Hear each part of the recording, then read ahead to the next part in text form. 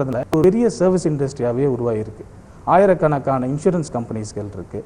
அந்த insurance companies இன்டர்னலாக, நான் சொன்ன மாதிரி இன்டர்னலாக நாட்டுக்குள்ளேயே அவுட் சோர்ஸ் பண்ணி அதை வந்து தேர்ட் பார்ட்டி அட்மினிஸ்ட்ரேட்டர்ஸ் அப்படின்னு சொல்லுவாங்க. ஸோ அவங்களுக்கு அவுட் சோர்ஸ் பண்ணுறாங்க.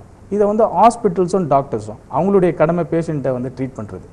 ஸோ இந்த ப்ராசஸ்ன்னு பார்த்தீங்கன்னா அதுக்கு நிறைய கோட்பாடுகள் இருக்குது. அதில் தான் வந்து நம்மளுக்கு வந்து ஸ்கில் எம்ப்ளாயீஸ் இங்கே இருந்து அதுக்கு ட்ரைனிங் கொடுத்து அந்த பயிற்சிகளை நல்ல முறையை எடுத்து அதை வந்து நம்ம எக்ஸிக்யூட் பண்ணி ஸோ அங்கே இருக்கிற ஹாஸ்பிட்டல்ஸ்க்கும் டாக்டர்ஸுக்கும் வருமானத்துக்கு ஏற்பாடு பண்ணுறோம். அதே சமயத்தில் இன்சூரன்ஸ் கம்பெனி தேர்ட் ப்ராசஸ் டிபின்னு சொல்கிறோம் இல்லையா, தேர்ட் பார்ட்டி அட்மினிஸ்ட்ரேட்டர்ஸ், அவங்க மூலியமாகவும் அவுட் சோர்சிங் கொடுத்து இந்தியாவுக்கும் அந்த பிஸ்னஸ் வந்துட்டுருக்கு. இப்போ பிபிஓ இது குறித்து ரொம்ப அருமையான ஒரு விளக்கம் கொடுத்துட்ருக்கீங்க. பிபிஓலே நீங்கள் சொன்ன ஒரு பெரிய பட்டியல் போட்டீங்க. அதில் முக்கியமாக நீங்கள் சொன்னது health care services, health care செக்டார்னு சொன்னீங்க. அதுலேயும் நிறையா டெரிட்டரி சொன்னீங்க. இப்போ அதில் வந்து வேறு என்னென்ன இருக்குது? இப்போ நீங்கள் பார்த்தீங்கன்னா மெடிக்கல் டிரான்ஸ்கிரிப்ஷன் சொன்னேன், நான் மெடிக்கல் பில்லிங் சொன்னேன், அப்புறம் வந்து கிளைம்ஸ் அட்ஜுடிகேஷன் ஒரு ப்ராசஸ் இருக்குது. ஸோ வந்து இதில் பார்த்தீங்கன்னா பார்ட்டிஸ்ட் அப்படின்னு பார்த்தீங்கன்னா பேஷண்ட், ப்ரொவைடர் அப்படின்னு சொல்லுவோம், அதாவது டாக்டர் இல்லை ஹாஸ்பிட்டல். இன்னொரு சைடு பார்த்தீங்கன்னா இன்சூரன்ஸ் கம்பெனி. இந்த 3 பார்ட்டிக்குள்ளே தான் ரிவால்வ் ஆகுது. ஸோ இந்த பேஷண்ட்ஸை பேஸ் பண்ணி சில சர்வீசஸ்கள் இருக்குது, இந்த ஹாஸ்பிட்டல்ஸ் அண்ட் டாக்டர்ஸ் பேஸ் பண்ணி சில சர்வீசஸ்கள் இருக்குது. இப்போ நான் வந்து third party administrators, claims adjudication அப்படின்னு சொன்னேன் இல்லையா, அது வந்து இன்சூரன்ஸ் சுற்றி நடந்து இருக்கிற ஒரு விஷயம். இப்போ வந்து நம்ம மெடிக்கல் பில்லிங் அப்படின்னு பார்த்தீங்கன்னு வச்சிங்களேன், அதில் வந்து there are so many services available. இப்போ ஃபஸ்ட்டு பார்த்தீங்கன்னா மெடிக்கல் கோடிங்னு ஒன்று சொல்கிறாங்க, அதுவும் it's a part of medical billing தான். அது என்ன ஆச்சுன்னா, வேர்ல்டு ஹெல்த் ஆர்கனைசேஷன் அதாவது மக்கள் வந்து எதனாலலாம் இறக்குறாங்க அப்படின்னு ஒரு ஸ்டாட்டிஸ்டிக்கல் ஒரு சர்வே மாதிரி பண்ணணும் அப்படின்னு நினச்சி ஃபஸ்ட்டு ஆரம்பித்தாங்க. ஓகே, எத்தனை வயசு வரைக்கும் இருக்கிறாங்க, எந்தெந்த காரணத்துக்கோசரம் இறக்குறாங்க, என்னென்ன வியாதிகள் வருது அப்படின்னு கண்டுபிடிக்கிறதுக்கோசரம் வேர்ல்டு ஹெல்த் ஆர்கனைசேஷன் ஒரு கோட்பாடுகளை ஏற்படுத்தினாங்க. அதுதான் வந்து இன்டர்நேஷ்னல் கிளாசிஃபிகேஷன் ஆஃப் டிசீசஸ் அப்படின்னு நம்ம சொல்கிறோம். ஸோ அதை கண்டுபிடிக்கிறதுக்கோசரம் ஏற்பட்ட ஒரு விஷயத்தை வந்து பார்த்திங்கன்னா அமெரிக்காவில் வந்து ஃபுல் ஃப்ளெஜ்டாகவே யூஸ் பண்ண ஆரம்பிச்சிட்டாங்க. ஸோ இப்போ ஒரு சமயத்துலேயும் ஒரு பேஷண்ட்டுடைய ரிப்போர்ட் எடுத்து பக்கமாக படிக்க வேண்டிய ஒரு கட்டாயம் இல்லாமல் ஒரு கோடு, ஒரு நம்பர் அப்படின்னு கொடுத்துட்டோன்னு வச்சிங்களேன், அந்த நம்பருடைய அர்த்தங்கள் வந்து இண்டஸ்ட்ரியில் இருக்கவங்களுக்கு புரியும். அதுக்கு ட்ரைனிங் கொடுக்குறாங்க. ஸோ பேஜாக படிக்காமல் ஓகே, ஒரு நம்பரை வச்சே ஒரு பேஷண்ட்டுக்கு இதுதான் அவருக்கு வியாதி வந்திருக்கு அப்படின்னு கண்டுபிடிக்க முடியும். இந்த ப்ராசஸை தான் வந்து மெடிக்கல் கோடிங் அப்படின்னு சொல்லுவாங்க. அது என்ன பண்ணுவாங்கன்னா, டாக்டர்ஸ் வந்து இந்த ரிப்போர்ட்டை ரெடி பண்ணோன்னே இந்த மெடிக்கல் கோடர்ஸ் இந்த ரிப்போர்ட்டை தரவாக படித்து அதுக்கு வந்து இந்த ஐசிடின்னு சொன்னேன் இல்லையா, இன்டர்நேஷ்னல் கிளாசிஃபிகேஷன் ஆஃப் டிசீசஸில் இருக்க கோடுகளை ரொம்ப ஸ்பெசிஃபிக்காக அக்யூரேட்டாக எடுத்து கோட் பண்ணுவாங்க. அந்த கோட்பாடுகளை வந்து எல்லாருக்கும் புரிகிற விதத்தில், அதாவது நான் சொன்ன பேஷண்ட் இல்லாமல் இன்சூரன்ஸ் அண்ட் ப்ரொவைடர்ஸ்க்கு புரிகிற மாதிரி பண்ணுற ஒரு வேலை தான் வந்து மெடிக்கல் கோடிங் அப்படின்னு சொல்கிறோம். செகண்ட் பார்த்திங்கன்னா, இந்த மெடிக்கல் பில்லிங்லேயும் கால் சென்டர் இருக்குது. அதாவது 2 விதமாக அது இருக்குது. ஒன்று பார்த்திங்கன்னா, இந்த ப்ரொவைடர்ஸ்க்கு வந்து அப்பாயின்மெண்ட் ஸ்கெடியூலிங் அப்படின்னு சொல்லுவாங்க. இப்போ வந்து ஒரு பேஷண்ட் இன்றைக்கி வரேன்னு சொல்லியிருப்பார், ஆனால் வந்திருக்க மாட்டார். அவர் ஏன் வந்தாருன்னு டாக்டருக்கு ஃபோன் பண்ணி கேட்க டைம் இருக்காது. ஸோ அதை வந்து அவுட் சோர்ஸ் பண்ணிடுவாங்க.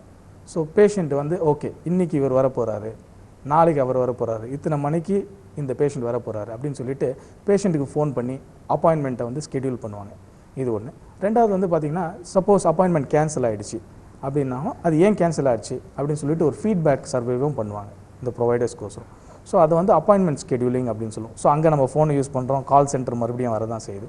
அதே மாதிரி கால் சென்டர் எங்கே வருதுன்னு பார்த்தீங்கன்னா, இந்த ப்ரொவைடர்ஸ்க்கோசரம் இந்த மெடிக்கல் பில்லிங் இடத்துல வந்து நம்ம வந்து கிளைம்ஸ் எல்லாம் வெளியில் அனுப்புகிறோம். So we have to follow it with the insurance company. So அங்கேயும் வந்து கால் சென்டர் ஒர்க் இருக்குது. இது வந்து 2 விதமாக இருக்குது. ஒன்று வந்து B2B அப்படின்னு சொல்லுவாங்க, பிஸ்னஸ் டு பிஸ்னஸ். அடுத்தது வந்து பார்த்திங்கன்னா B2C, பிஸ்னஸ் டு கஸ்டமர். அதாவது நம்ம இங்கே கஸ்டமர் வந்து பார்த்திங்கன்னா பேஷண்ட்ஸ் தான். அவங்களுக்கு ஃபோன் பண்ணி சில பில்ஸ் வந்து அவங்கக்கிட்ட இருந்தும் வராமல் இருந்திருக்கும். ஸோ அதுக்கு ஒரு ஃபாலோ ப்ராசஸ் பண்ணிகிட்டு இருக்கும். இது ஒரு விதமாக இருக்குது. ரெண்டாவது பார்த்திங்கன்னா, இதை ரொம்ப சிம்பிளாக எக்ஸ்பிளைன் பண்ணணும் அப்படின்னு தான் நான் யோசிச்சுட்டு இருந்தேன், ஏன்னா எல்லாருக்கும் புரியணுன்றதுக்கோசரம். அப்போ வந்து இதை வந்து ஒரு பேங்கிங் மொழியில் சொல்லணும்னா பேஷண்ட் டெமோகிராஃபிக்ஸ் என்ட்ரி அப்படின்னு மெடிக்கல் பில்லிங்கில் சொல்லுவாங்க. பட் பேங்கிங்கில் வந்து ஒரு அக்கௌண்ட் ஓப்பன் பண்ணுறது, ஒரு பேங்க்குக்கு போகிறோம், ஒரு அக்கௌண்ட் ஓப்பன் பண்ணுறோம், ஒரு புக்கு கொடுக்குறாங்க. ஸோ அப்போ என்னென்ன இன்ஃபர்மேஷன் எழுதுவாங்கன்னு பார்த்தீங்கன்னா, உங்கள் வீட்டு அட்ரஸ்ஸு, ஓகே, அப்புறம் வீட்டில் யார் இருக்கா, இல்லை நாமினி, இல்லை ஆஃப்டர் யூ யார், அதான் நாமினி அப்படின்னு சொன்னேன் இல்லையா. ஸோ அந்த மாதிரி சில டீட்டெயில்ஸ் எடுப்பாங்க. அதே மாதிரி தான் இங்கே பேஷண்ட் டெமோகிராஃபிக்ஸ்ன்றதில் வந்து பேஷண்ட்டுடைய அட்ரஸ்ஸு, அவருடைய யூனிக் ஐடி நம்பர் எதாவது இருந்ததுன்னா சோஷியல் செக்யூரிட்டி நம்பர் அப்படின்னு யூஎஸில் சொல்லுவாங்க. ஸோ அந்த நம்பர், அவருடைய ஆஃபீஸ் அட்ரஸ், அவருக்கு என்னென்ன டைப் ஆஃப் இன்சூரன்ஸ் இருக்குது அப்படின்றது எல்லாத்தையும் வந்து டாக்குமெண்ட் பண்ணுற ப்ராசஸ் பேர் வந்து பேஷண்ட் டெமோகிராஃபிக்ஸ் என்ட்ரி அப்படின்னு சொல்லுவாங்க. இதுதான் நம்ம பேங்க்கில் அக்கௌண்ட் ஓப்பன் பண்ணுறது அப்படின்னு சொல்கிறோம். அதே மாதிரி பேங்க்கில் ஒரு முறையும் பணம் போடும்போதும் எடுக்கும் போதும் நம்ம டிரான்சாக்ஷன் அப்படின்னு சொல்லுவோம், கிரெடிட் அண்ட் டெபிட். இது வந்து மெடிக்கல் பில்லிங்கில் வந்து charges entry or transaction entry.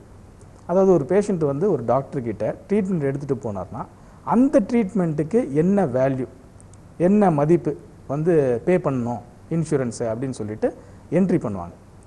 இதே வந்து பேமெண்ட் போஸ்டிங் சொல்லுவாங்க. இது வந்து நம்ம இன்சூரன்ஸ்க்கு நம்ம செலுத்தின பிறகு அதோடைய பேமெண்ட் நம்மளுக்கு வரும்போது நம்ம அக்கௌண்ட்ஸை டேலி பண்ணி ஆகணும். ஸோ அதான் கிரெடிட் அண்ட் டெபிட் தான் மறுபடியும். அதை வந்து பேமெண்ட் போஸ்டிங் ப்ராசஸ் அப்படின்னு சொல்லுவாங்க. இப்போ இந்த மெடிக்கல் பில்லிங்கில் வந்து மெடிக்கல் டிரான்ஸ்கிரிப்ஷனும் இருக்குது. அது என்னன்னு நீங்கள் கேட்டிங்கன்னா இது வந்து பிரபலமாக இருக்குது, ஏற்கனவே நிறைய பேர் சொல்லியிருப்பாங்க. இருந்தாலும் இது ரொம்ப சிம்பிள் ப்ராசஸ். யூஎஸில் வந்து ஒரு கட்டாயம் இருக்குது. என்னென்னா ஒரு பேஷண்ட்டுக்கு ட்ரீட்மெண்ட் கொடுத்தா அதை கண்டிப்பாக ரெக்கார்ட் பண்ணி ஆகணும் அப்படின்னு சொல்லிட்டு கவர்மெண்ட்டே ஒரு ரூல் போட்டிருக்காங்க. It's a Federal law. So ஒரு பேஷண்ட்டை ட்ரீட் பண்ணி முடித்த பிறகோ இல்லை பண்ணி கொண்டு இருக்கும்போதே வந்து ஒரு ரெக்கார்டட் ஃபோன் இல்லை டிக்டா ஃபோன் யூஸ் பண்ணியோ இல்லை ஒரு ஃபோன் செல்ஃபோன் யூஸ் பண்ணி கூட இன்றைக்கி வந்து பேச முடியும். இது வந்து ஒரு டிவைஸ், ஒரு கருவியில் போய் அது ரெக்கார்ட் ஆகுது. ரெக்கார்ட் ஆகும்போது இது சேவ் ஆகிட்டு இந்தியா, ஃபிலிப்பைன்ஸ் இல்லை பல கண்ட்ரிகளுக்கு வருது. யூஎஸ்லேயே பண்ணுறாங்க, ஆஃப் ஷோரும் பண்ணுறாங்க, இன் ஹவுஸ்லேயும் பண்ணுறாங்க. இதை வந்து ஃபுல்லாக கேட்டுட்டு இதை வந்து டிரான்ஸ்கிரைப் பண்ணுவாங்க. ஆடியோவாக இருக்கிறத வந்து சாஃப்ட் ஃபைல் நம்ம சொல்லுவோம், எலக்ட்ரானிக் ஃபைல்னு சொல்லுவோம்.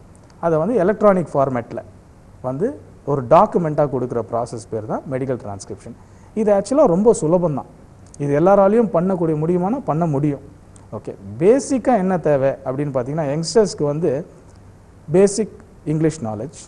ரெண்டாவது வந்து இப்போ there are so many companies medical transcription ட்ரைனிங்கே ப்ரொவைட் பண்ணுறாங்க. அதாவது அனட்டாமி அண்ட் ஃபிசியாலஜி அப்படின்னு சொல்லி தருவாங்க. ஸோ மனித உறுப்புகளை பற்றி கொஞ்சம் டீட்டெயில்ஸாக சொல்லும்போது அங்கே டாக்டர் என்ன சொல்கிறாருன்னு நம்ம புரிஞ்சிக்கக்கூடிய தன்மை ஏற்படுது அந்த டைமில்.